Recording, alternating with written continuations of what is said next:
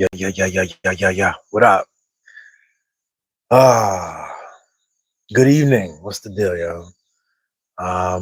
Welcome back.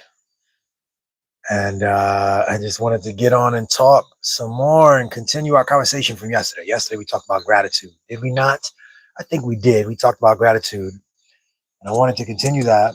I wanted to mix it with something else. I was inspired today because my wife did her show, See Like Sheba. Make sure you go over to the See Like Sheba YouTube page and check out her content and subscribe to her channel. But she did a video today where she talked about being perfect. She spoke to her audience and she told them, and she's telling her viewers that they are perfect. And it was a really dope video. It was like 20 minutes of her describing perfection, describing this incredible phenomena of being the operant power and being able to define yourself as perfect and what that does and what that means.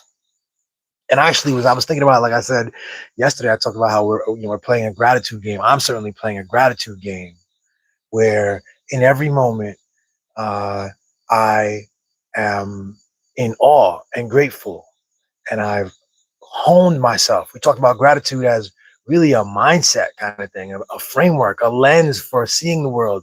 And the gratitude game is one where this whatever conditions I'm dealing with, I've refined my vision such that I see silver linings. I see things to be grateful for. I see opportunities. I see the broader context of miraculous existence and consciousness. I see an opportunity always in the present. Even like I said, the phrase silver lining is well known and we all know what it means, but it kind of implies this sort of find that sliver of something that is positive, even though the skies are gray and things are bad or imperfect or a challenge somehow. Find that sliver. But actually, when you really look further, when you really explore that, when you really hone it, you become better at noticing that it's more than a sliver. You are actually quite abundant. And if you're watching this video right now, I know there's a lot going on in the world and there's potentially a lot going on in your life, but you are abundant if you can hone this understanding. And it's funny how from that lens, all of these opportunities arise, all of these perspectives and energy, a great deal of energy that drives you forward to be your best self. So the gratitude game that I'm playing, I found it to be very similar to the game that Sheba was describing about being perfect, about you're perfect.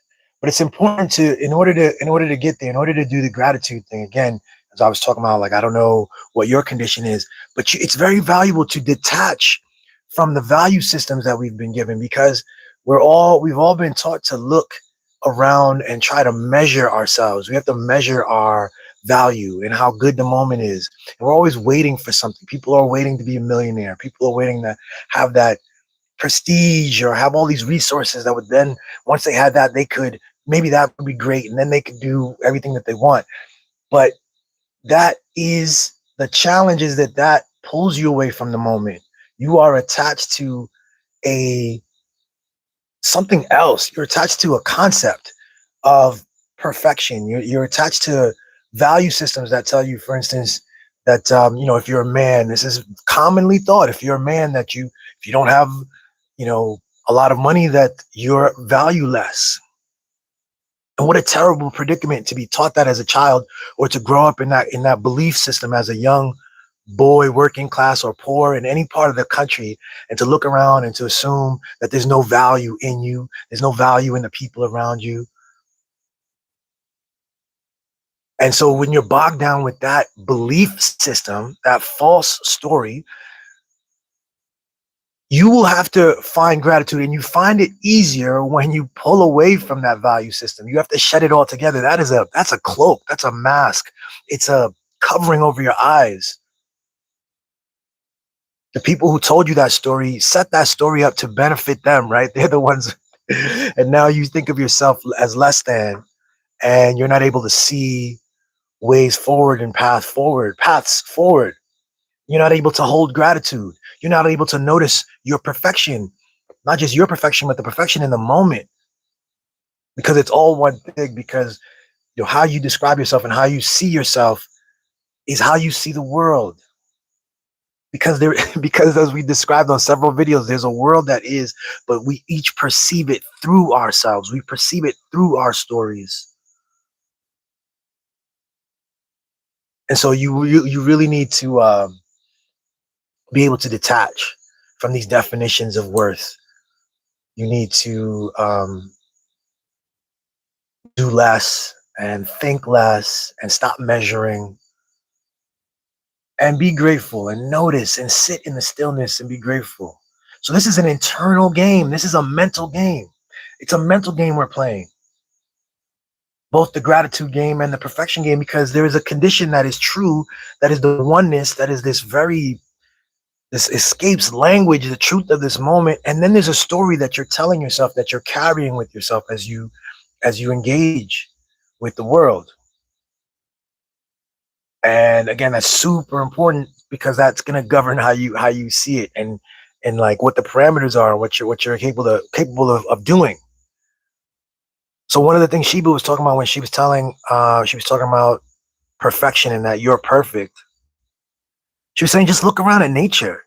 Look at animals and goats and bees. There's no perfect bee. The bees aren't preoccupied with being the perfect bee.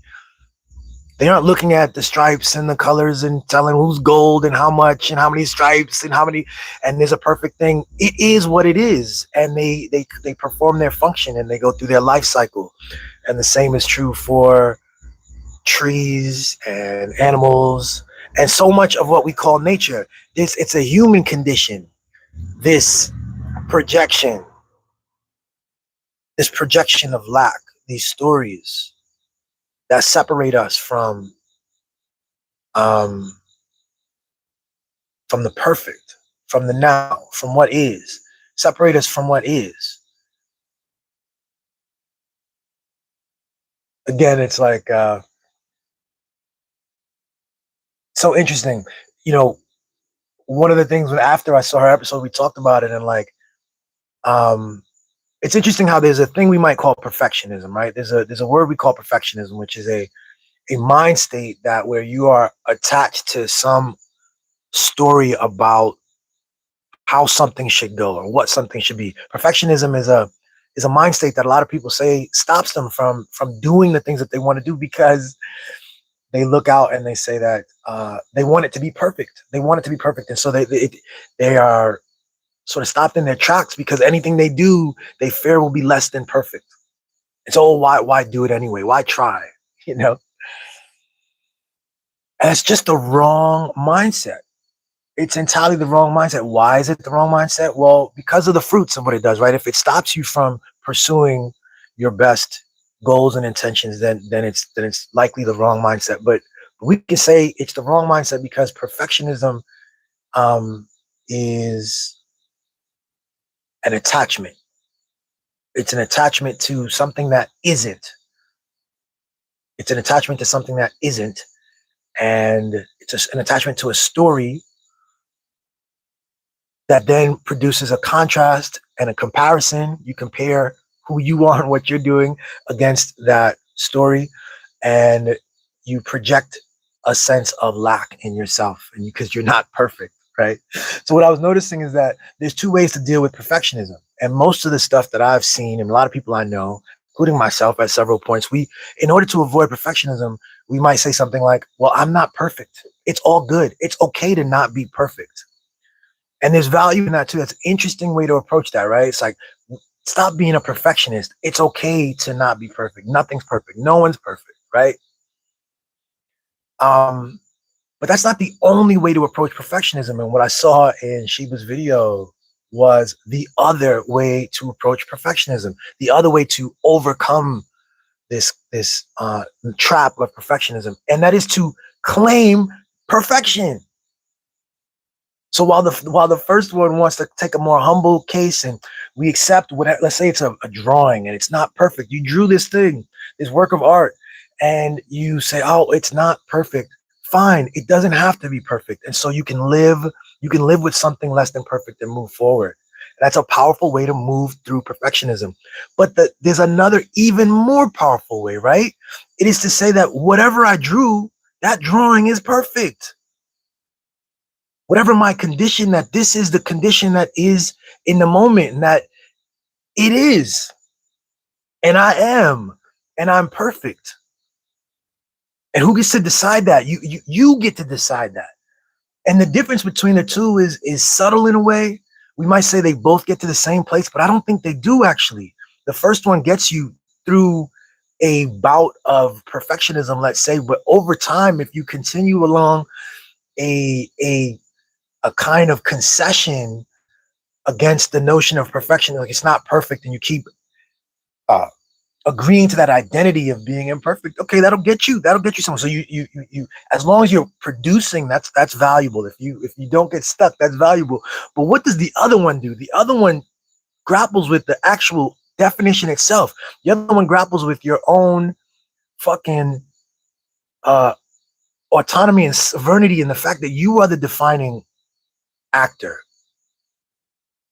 and that you're the powerful component, and so you get to define it. You are perfect. This to me is like it comes back to gratitude, because from gratitude, from a from that state, you can really be grateful. You can be grateful for whatever you created. You can be grateful for the moment, for the opportunity to create it. You're grateful for the opportunity to define these moments, and the perfection. You're grateful um for it all, and you've done it here. Like each time, like the drawing is the same in either case. Your skills as an artist are the same in either case. The definitions of the external world are the same. You may not be able to change that. People may be expecting, so there is some sort of hierarchy called perfection that other people are judging themselves by and judging you by, and we're all kind of swimming in that together. But we have played the mental game correctly, such that we wrest the power back, and we actually realize that those definitions, those hierarchies, those definitions of perfect are simply social constructions. And we swim in them all the time, and they're just there. But how powerful is it to actually reject notions that don't fit, lean into the ones that do, define perfect in a way that benefits you, come to know yourself, your skills, and what you bring to the table, and to define perfect in such a way that it's an easy slide towards perfect for you, because you're perfect, because whatever you produce is perfect. That's a powerful way to approach that. That's a powerful way to approach the game. That's a constant well of gratitude, right? That produces a source of gratitude that can't be stopped in every moment. Even when a challenge arises, to notice that this is a part of the perfection. It's not a diversion from the perfection. It's not a sign of lacking. It's not an alternate for perfection. It is now here, and you are here, and this is the moment for you to make another perfect choice, and to create again from the perfection, and to be grateful for that opportunity. It's not really, sometimes some of these things feel hard to do, particularly because we are so out of practice with them. Our definitions and the social strictures and the hierarchy and the lens of lack, and how maybe we haven't refined our vision very well in this way, that saying gratitude escapes us sometimes. But um it is a game that you can constantly play, and it operates underneath like these actions. So from gratitude, I can draw again, I can create again, confidently,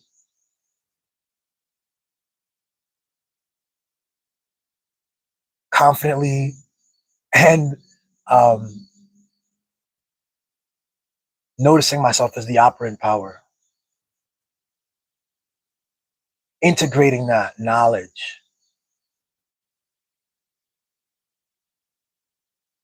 you know what I'm saying? That produces an entirely different person and produces an entirely different set of actions. Um,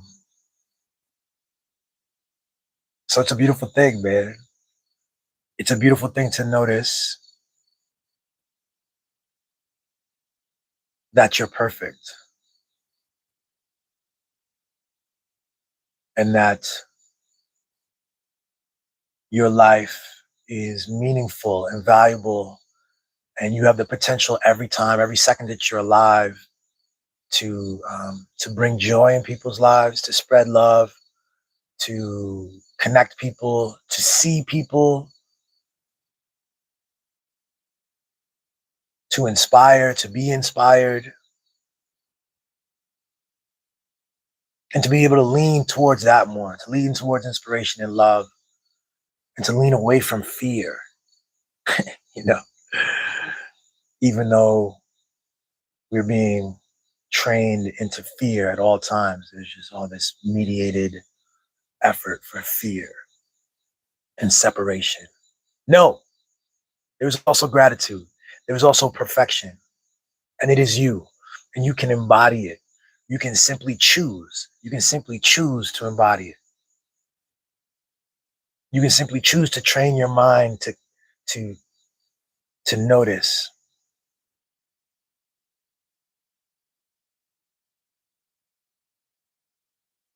Yeah, that's what's up. Yeah, that's what's up. That's what we're gonna do, yo. That's the message, man. Thanks for checking out the episode. Make sure you check out the rest of my YouTube page. Make sure you check out the new album, One True King. We talk about a lot of these concepts, and but we do it in hip hop form in a really dope album. And yeah, make sure you check out See Like Sheba, and I will see you tomorrow. Peace.